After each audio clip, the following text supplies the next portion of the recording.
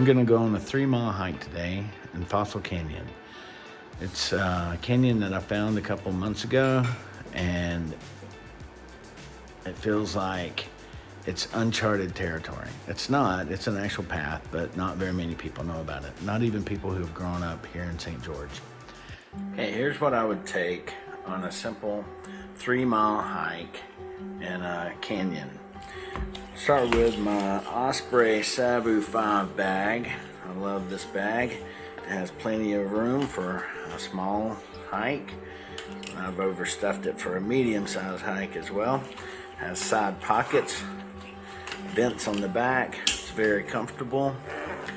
But I'll put my drone in it as well, and it's plenty large enough for that. And this drone has gotten me out of a lot of trouble, especially if I was rappelling. I needed to make sure that the rope was at the bottom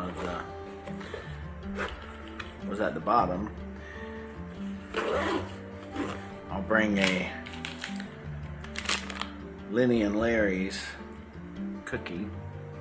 You can pick these up at Costco or a convenience store. Costco, they're a little bit smaller, and I like this smaller size. It's just right, perfect snack. I'll also bring my phone, and of course, since it's pretty much a desert, we're gonna bring water because it's always hot and dry. As you can see, this bag, along with the water, pretty small and lightweight.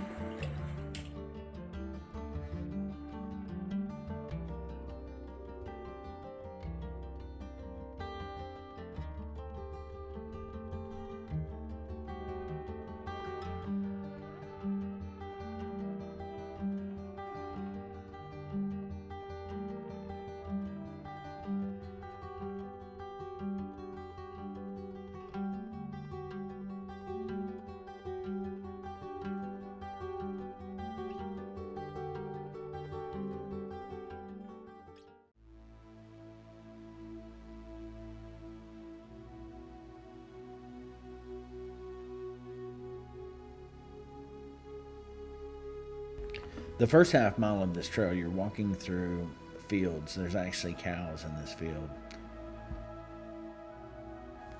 This is the greater short-horned lizard, or better known as the horny toad. I thought it was interesting because of how well it blended into the rocks. This is a smaller canyon that we pass along the way to the larger canyon. This is interesting because now the terrain is starting to change. The trail passes through a cow pasture, and you need to go through this gate to continue on the trail. The actual canyon isn't far ahead.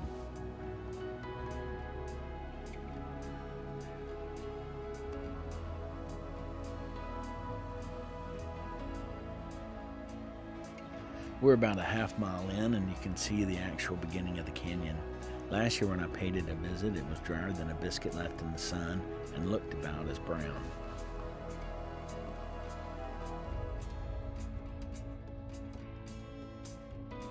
Last year I wasn't paying attention to the trail, and I was listening to a book, and all of a sudden I stopped and I looked around and I'm like, where did all this come from?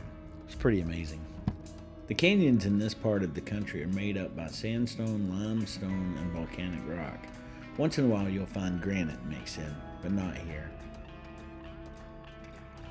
This spot calls for some caution. Make sure that you've got good footwear. I'm sporting Hoka Trail Runners myself. These shoes are lightweight, drain water faster than a leaky bucket, and got your back when it comes to support. I do not like twisted ankles. Not much here. It's just beautiful and interesting. I thought you might want to see a fat boy hike.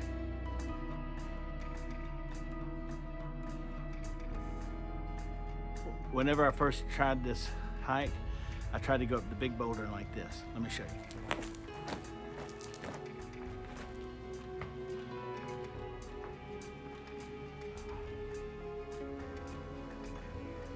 I was able to get it. Now let me show you an even better way.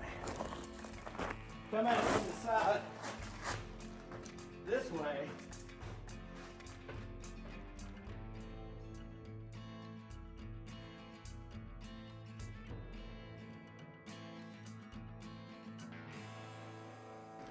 Some of the slots in this canyon remind me of the subway in Zion National Park.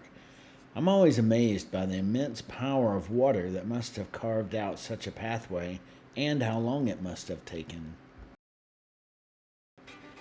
There are these cool rock scrambles along the hike. Nothing too intense, but just enough to keep things interesting and break up the monotony. Again, good footwear. You don't want to slip and fall here.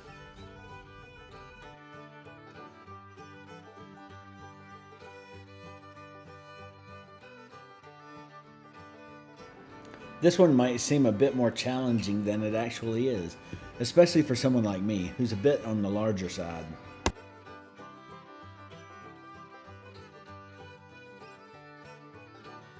The canyon walls close in a little bit at this part of the hike. It's very interesting.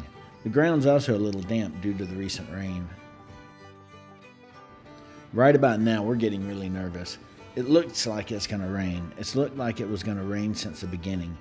My friend was making out like he was some tough guy and can handle walking in the rain until he realized that we're in a slot canyon, and that's not where you want to be when it starts to rain. It can fill up quick.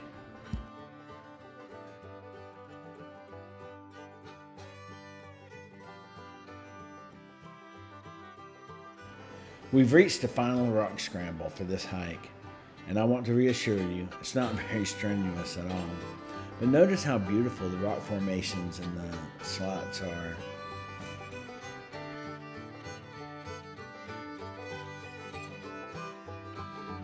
We're getting close to the final stretch of this hike, and the walls are starting to come in, but they're getting shorter.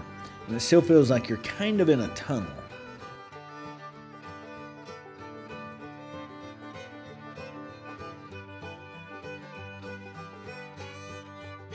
We've covered about 1.25 miles of this hike, and I must say, it's been absolutely fantastic.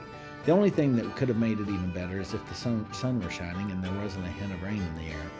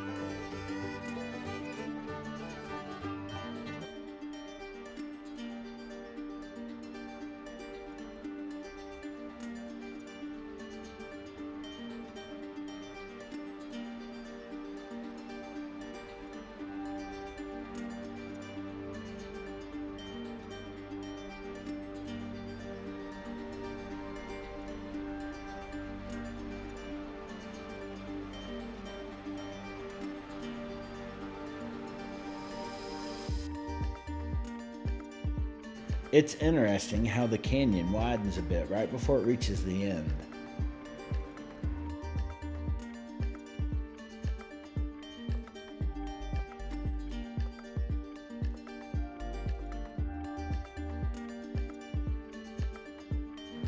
There's a rope here to help you up the final scramble. It's a bit sketchy and there's not much at the top, but it adds a cool element to the hike. Here's a bird's eye view of the end of the canyon captured by a drone. Unfortunately, we couldn't capture the entire canyon as we had to wrap up early due to the threat of rain. Again, you do not want to be in a slot canyon when it rains. Very dangerous.